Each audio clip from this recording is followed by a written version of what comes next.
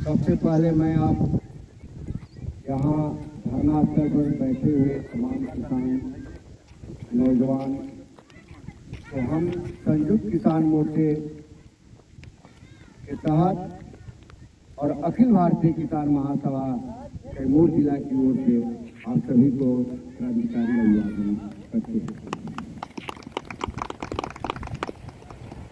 आज ये जो हालात बनी है किसानों की, यह किसानों सरकार के सवाल पर संगठित होकर आवाज को बुलंद करना। हम ये बताना चाहते हैं कि हिंदुस्तान में जब केंद्र की सरकार के द्वारा किसान विरोधी जो 3 काला कानून लाया गया, उस समय भी सरकार ने झांसा दिया।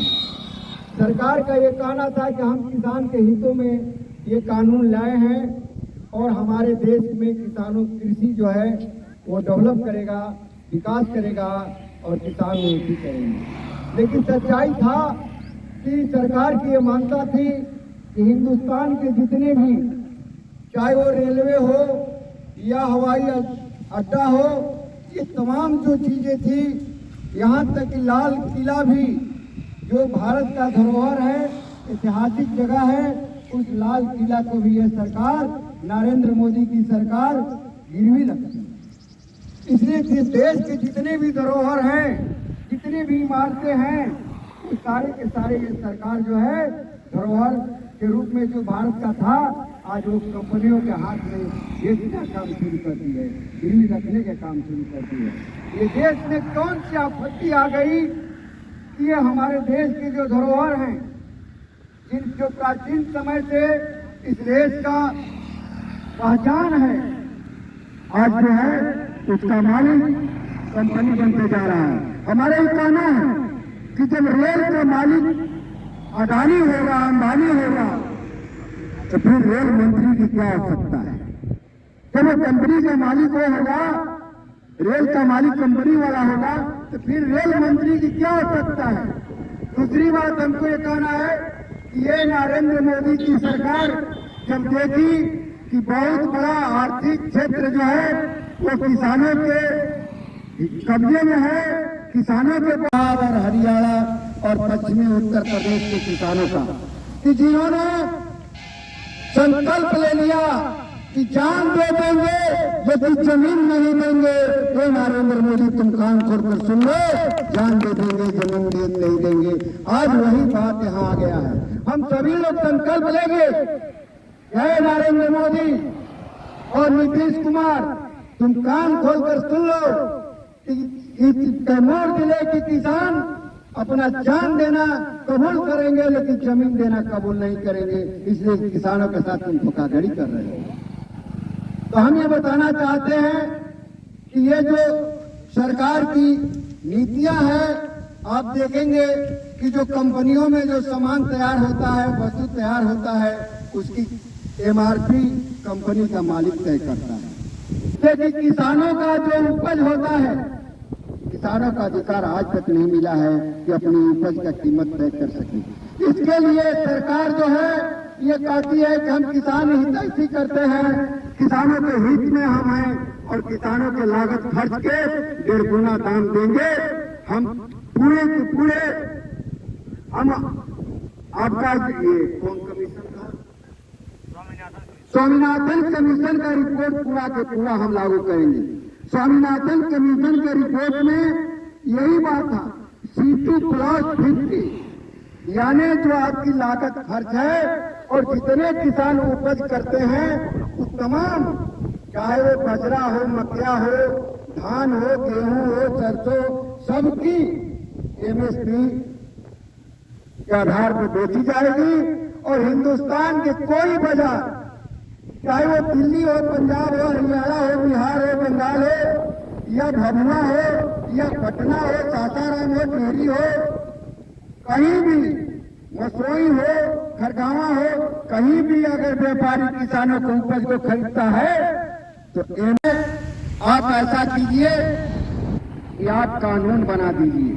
अगर आप कानून बना देते हैं कि इससे कम पर कोई खरीदारी करता है, उस पर फौजदारी मुकदमा होगा और जेल के सलाखों में डाल दिया जाएगा। तो मसोई में भी काला बिकेगा, किसानों का उपज वो भी उसी आधार पर बिकेगा जो दिल्ली में बिकेगा। इस सवाल पर किसान अपना मांग कर रहे हैं। साथियों, सरकार ने ये वादा किया था कि हमारी तपस्या में जो कमी हो गई, मैं किसानों को नहीं समझा पाया। नरेंद्र मोदी पूरे देश के किसानों से, देश की जनता से माफी मांगी। तो उसमें एग्रीमेंट हुआ था कि हम समझौता करते हैं, अपना आंदोलन को समाप्त करते हैं। जब नरेंद्र मोदी ने कहा कि मैं 3 कृषि काला कानून वापस लेते हैं, तो किसानों ने शर्त रखा कि हमारी शर्त है कि जो किसान आंदोलन में तो 700 किसान, 750 किसान शहीद हुए हैं, उनको मुआवजा उनके परिवार को दिया जाए, और जो आंदोलन के समय में किसानों पर जो मुकदमा हुआ है, उस मुकदमे को वापस लिया जाए, और किसानों के द्वारा जो उपज है, उस उपज का एमएसपी पर कानून बना दिया जाए कि ताकि किसानों की उपज सही रेट और सही मूल्य के आधार पर उनकी बिक्री की जाए। तो साथियों, इस तमाम सवाल को लेकर आज हिंदुस्तान में संयुक्त किसान मोर्चे के तहत कम से कम 500 किसान संगठन है, और उस किसान संगठन में आपको राकेश टिकैत भी हैं, जिनके नेतृत्व में आज धरना चल रहा है। तो हम इस धरना को तहे दिल से, अपनी पूरी ताकत से, अपने पूरे विचार से संयुक्त किसान मोर्चा कैमूर में काम कर रहा है। ऐसे कोई बिहार प्रदेश किसान में संयुक्त किसान मोर्चा अपने कार्यवाही में लगा हुआ है, तो हम इसमें आपके आंदोलन का समर्थन करते हुए और ये कहना चाहते हैं कि जब जब जरूरत पड़ेगी, आवाज आनी चाहिए। संयुक्त किसान मोर्चा, अखिल भारतीय किसान महासभा आपके साथ कंधा से कंधा मिलाकर संघर्ष करने के लिए, आपका नेतृत्व करने के लिए, आपका साथ देने के लिए वो तैयार है, और आज भी है, कल भी रहेगा, और आने वाला समय में भी आपका साथ देने के लिए तैयार रहेगा। साथियों, आज एक लड़ाई चल रही है पूरे बिहार में। इस बात को मैं इसलिए बताना चाहता हूं कि ये 1990 में तत्कालीन प्रधानमंत्री राजीव गांधी और बिहार का मुख्यमंत्री जगन्नाथ मिश्रा के देख रेख में कदवन डैम का निर्माण का शिलान्यास किया गया। वो कदवन डैम बिहार में था, उस समय झारखंड और बिहार अलग नहीं हुआ था, जो 8 राज्यों का 8 जिलों का सिंचाई का काम करता है। उसमें कैमूर है, रोहतास है, बक्सर है, भोजपुर है, औरंगाबाद है, अरवल है, गया है, पटना है। पटना तक सोन की नहरों से पानी की पटवन होती है खेतों की। लेकिन आज दुर्भाग्य है, इसी सोन में मध्य प्रदेश में बाण सागर नाम से एक डैम का निर्माण किया गया है। उत्तर प्रदेश में रेहंदम डैम के नाम से निर्माण किया गया है, वहाँ के किसानों को सिंचाई किया जाता है सोन के पानी से।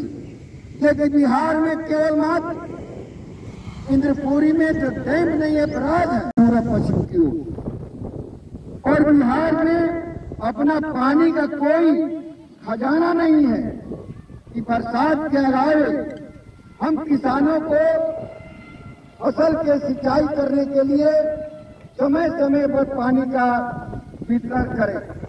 इसलिए एक लड़ाई जारी है कि 1990 में जो कदवन डैम के नाम से जो शिलान्यास किया गया था, आज 34 साल हो गया, लेकिन उस पर अब तक कोई उसमें प्रगति नहीं हुई।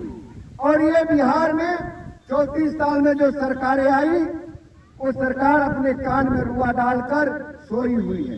तो हम ये कहना चाहते हैं, किसान अब जग चुके हैं, इस सवाल पर भी लड़ाई जारी है। इसके लिए हम लोग पर्चा पंपलेट निकाले हैं, और इस सवाल को लेकर भी 27 तारीख को, इसी 27 फरवरी को हम लोग का मांग है कि आज वो कदवन झारखंड में हो गया है, लेकिन वहीं पर मटियावा गांव है, वहां कदवन डैम का सर्वे करने के लिए हम लोग अगले साल गए थे, जिसमें सैकड़ों लोग गए थे अखिल भारतीय किसान महासभा के, और वहां हम लोगों ने जांच किया तो पाया कि कदवन डैम जो बन जाएगा तो 8 जिला में गर्मी के मौसम में भी गर्मा खेती करने के लिए किसानों को पर्याप्त पानी दिया जा सकता है। 8 जिला जो हमने बताया, कैमूर से लेकर पटना तक, गया से लेकर भोजपुर तक, ये 8 जिला का किसान आबाद हो जाएंगे। हमारा कहना है उस डैम की जो बनावट है इसको भी जाना जाए। उस डैम की चौड़ाई जो है 3.5 किलोमीटर है, उसकी ऊंचाई 172 फीट है और उसकी लंबाई 75 किलोमीटर है। अब सोचिए कि कितना बड़ा वो जल खाता होगा। और अगर कदवन डैम जो बन जाता है, हमारा मांग है कि कदवन आज झारखंड में हो गया तो इंद्रपुरी जलाशय के नाम से उसका निर्माण होना चाहिए। अगर वो इंद्रपुरी जलाशय कदवन विधानसभा के समक्ष हम लोग को बहुत बड़ा प्रदर्शन होने जा रहा है अखिल भारतीय किसान महासभा के नेतृत्व में, इसका पर्चा भी आ गया है।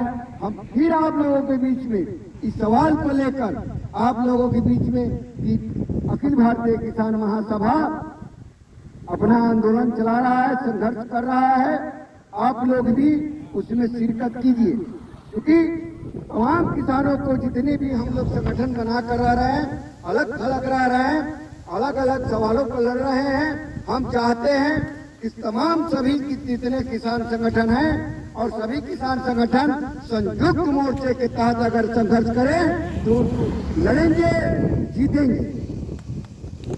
इसलिए हमारी लड़ाई जो है ये जारी रहनी चाहिए, हर मुद्दों पर लड़ाई होनी चाहिए और एकता के बदौलत होनी चाहिए। इन्हीं शब्दों के साथ मैं ये कहना चाहता हूं